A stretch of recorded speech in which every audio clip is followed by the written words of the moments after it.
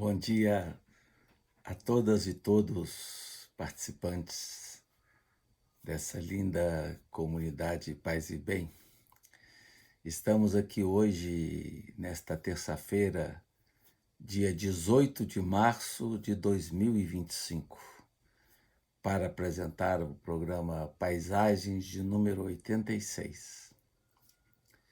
Resolvi dedicar esse programa de hoje para falar sobre um dos intelectuais mais importantes do Brasil, que já não está entre nós, mas que sua presença continua se irradiando de forma tão bonita nas nossas reflexões e meditações. Trata-se do professor, intelectual, pesquisador, Antônio Cândido. Então, dediquei aqui a minha reflexão sobre ele. Talvez eu faça em 2 programas. E dei como título Antônio Cândido, Notas Biográficas e Comentário do filme intitulado Antônio Cândido, Anotações Finais. Eu, depois de tempo de tentativa, consegui finalmente assistir o documentário de Eduardo Escorel abordando os 2 últimos cadernos de anotações de Antônio Cândido, que nasceu em 1918 e morreu em 2017. Fui tomado de emoção do começo ao fim do filme e o considero uma peça extraordinária que consegue trazer para nós, leitores, uma imagem precisa e terna desse professor de grandeza única e de intelectual ímpar. Mas antes de falar sobre o documentário, queria dedicar algumas palavras sobre a vida de Antônio Cândido. Vou recorrer aqui às lembranças de Ana Luísa Escorel, sua primeira filha. Lembranças que estão presentes no belo livro que trata da formação de Antônio Cândido, uma biografia ilustrada, publicada no Rio de Janeiro pela editora Ouro Azul, em 2020.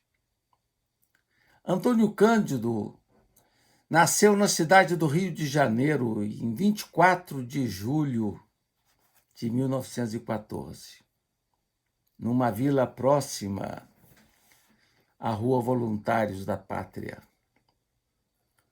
O destino da família transformou-se em razão dos desdobramentos da epidemia de gripe espanhola, que chegou no seu ápice em setembro e outubro de 1914, quando Antônio Cândido tinha apenas 2 meses de idade. Seus pais eram Aristides e Clarice. O pai era médico. A família foi para o sul de Minas entre março e abril de 1919, quando Antônio Cândido tinha cerca de 8 meses. E foram viver na cidade Santa Rita de Cássia, ou apenas Cássia. A família resolveu ir para perto do avô do menino, que era criador de gado e chefe político. Antônio Cândido ficou ali na cidade até 1928. Depois a família passou 12 meses na Europa, sendo boa parte em Paris, onde o pai de Antônio Cândido fez um curso de especialização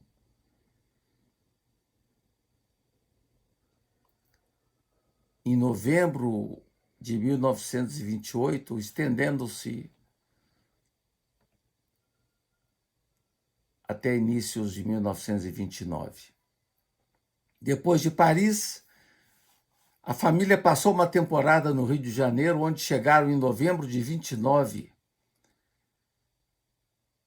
E depois a família foi para Poços de Caldas, em Minas Gerais. A cidade de Poços de Caldas está muito associada a Antônio Cândido. Em Poços de Caldas, Antônio Cândido fez o ginásio municipal, teve uma passagem em escola religiosa no Colégio São José de Calazans, dos Padres Escolápios. E sua memória da escola não é nada boa. Na sua visão, os padres ali eram brutais, ignorantes, preconceituosos. Depois, felizmente, transferiu-se para o Mackenzie. Foi transferido. Um colégio de orientação protestante, onde ele se sentiu bem melhor. Um ambiente alegre, com métodos de ensino modernos típicos dos metodistas da ocasião. Em 1936, Antônio Cândido saiu de Poços de Caldas e foi para São Paulo. Em São Paulo, foi envolvido pela efervescente vida cultural paulista. Começa a frequentar concertos, teatros, bibliotecas, conferências. O pai de Antônio Cândido, Aristides, queria que ele fizesse medicina. E Antônio Cândido, bem que tentou para satisfazer o pai, mas não teve sucesso. Acabou indo também a contragosto para direito. Eram as duas profissões que os pais imaginavam ser importantes para os filhos naquela época. O pai queria que o filho tivesse uma formação que lhe garantisse estabilidade financeira. Então, Antônio Cândido cursou Direito em 1939 na Faculdade de Direito do Largo do São Francisco, mas, ao mesmo tempo, cursou também Ciências Sociais na Faculdade de Filosofia, Ciências e Letras da USP. E aí se deu a grande transformação. Começa a colaborar na revista Clima, identifica-se nas ciências sociais, ali ele se encontra, onde vai definir seu destino profissional, mesmo carregando o incômodo de não atender às expectativas de seu pai médico. Deixou de ser filho de família e passou a ser um intelectual atuante. Ficou mais livre, sobretudo depois da morte do seu pai, ocorrida em março de 1942. Mudanças importantes ocorreram na sua vida depois disso.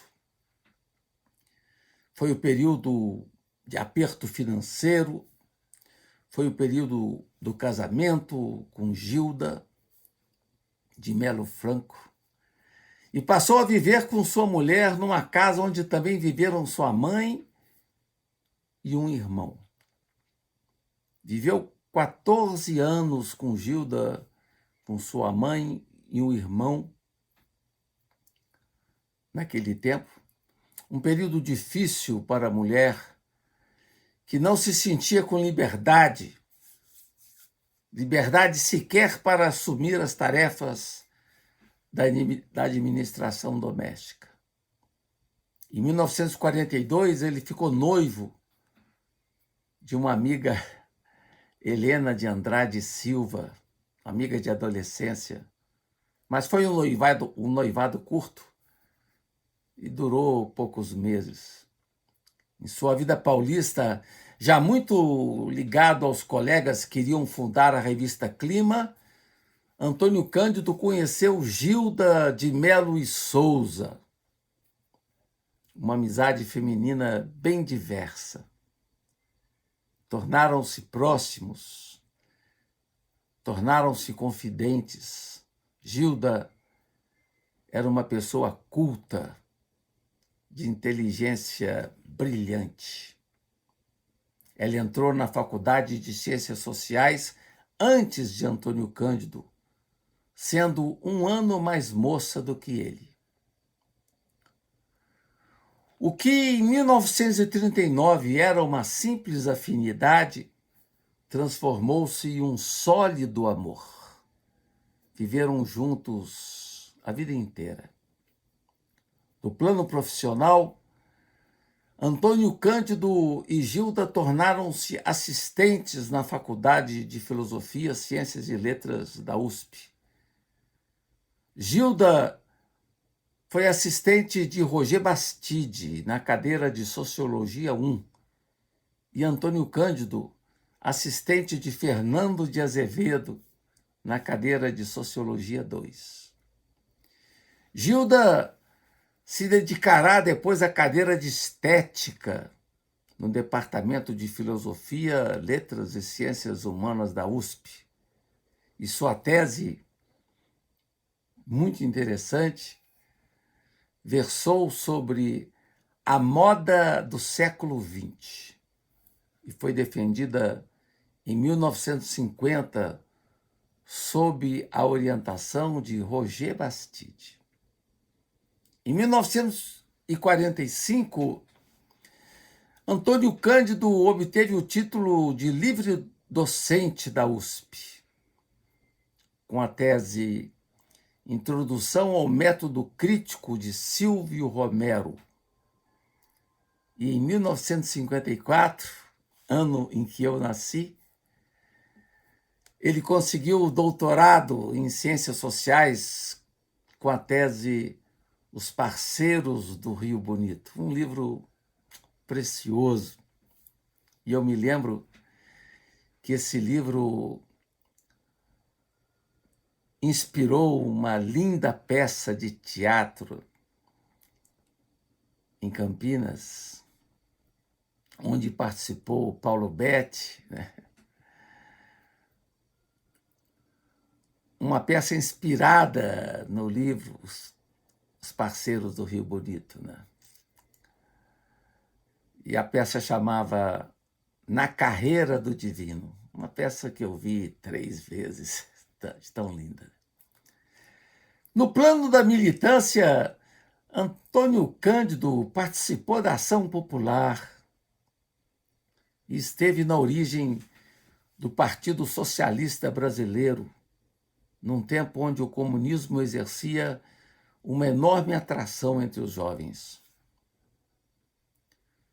Antônio Cândido foi aprovado num concurso de literatura brasileira na USP, mas acabou não assumindo em razão de manobras da cúpula universitária, que não via com bons olhos a vitória de um jovem socialista de 27 anos, ainda desconhecido e natural de outro estado. Continuou assim Antônio Cândido mais 13 anos na cadeira de Sociologia 2. Mas em 1957 vai começar a lecionar letras na Faculdade de Letras de Assis, quando então abandonou a sociologia para dedicar-se à literatura. Em 1961 regressa à USP e a partir de 1974 torna-se professor titular de Teoria Literária e Literatura Comparada da Faculdade de Filosofia, Letras e Ciências Humanas da USP, sendo responsável pela formação de grande parte da intelectualidade nacional, direta ou indiretamente. entre seus alunos, né, nós temos a presença de José Miguel Wisnik.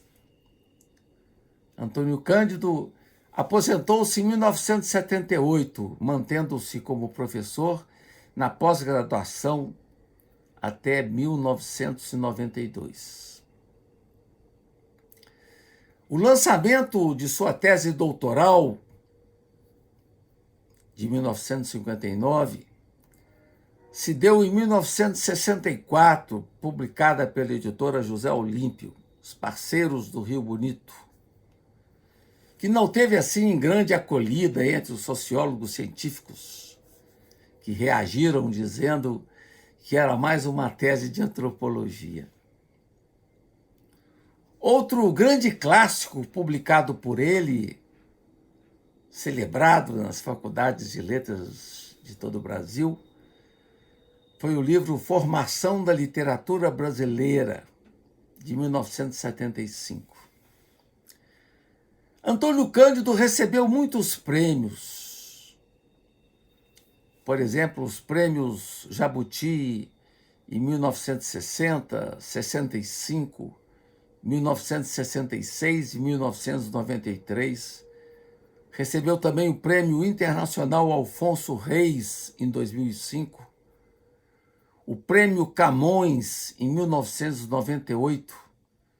E o Prêmio Machado de Assis, em 1993. Sobre sua família, contrariando o desejo, Antônio Cândido acabou sendo pai muito cedo, num acontecimento imprevisto. Na casa da Rua Perdões, em São Paulo, viveu com a mulher entre 1944 e até inícios de 1959. E ali tiveram 3 filhas. As professoras Marina de Mello e Souza e Laura de Mello e Souza, que são professoras de História na USP, e a editora e escritora Ana Luísa Escorel. Essa última, nascida como Luísa de Mello e Souza, foi a primeira filha de Antônio Cândido. E casada hoje com o cineasta Eduardo Escorel. Juntos, têm 2 filhas, Ana Luísa, né, casada com Eduardo Escorel, a Clarice Escorel de Moraes e Laura Escorel de Moraes. Para acompanhar a trajetória acadêmica e a produção de Antônio Cândido, aconselho muito o livro organizado por Vinícius Dantas, Antônio Cândido, Textos de Intervenção e Bibliografia de Antônio Cândido, 2 volumes, publicado pela editora Duas Cidades e editora 34 em 2002. Trata-se de um amplo levantamento bibliográfico da obra de Antônio Cândido, que eu aconselho muito a leitura, e a gente fica impressionado com a longa produção acadêmica, literária de Antônio Cândido, tendo escrito artigos impressionantes sobre grandes nomes da literatura brasileira. Eu, por exemplo, gosto muito dos seus trabalhos sobre Guimarães Rosa, sobre Graciliano Ramos, sobre Clarice Lispector. Ele realmente tem uma visão fantástica como crítico literário. Com isso, gente, eu concluo essa primeira parte de reflexão sobre Antônio Cândido. E na próxima semana, então, falarei sobre o documentário que tanto me tocou, né? Documentário dirigido por Eduardo Escorel. Agradeço a todas e todos pela presença, né? Em especial ao Felipe Albani pela pelo apoio técnico. Nos vemos na próxima semana. Paz e bem.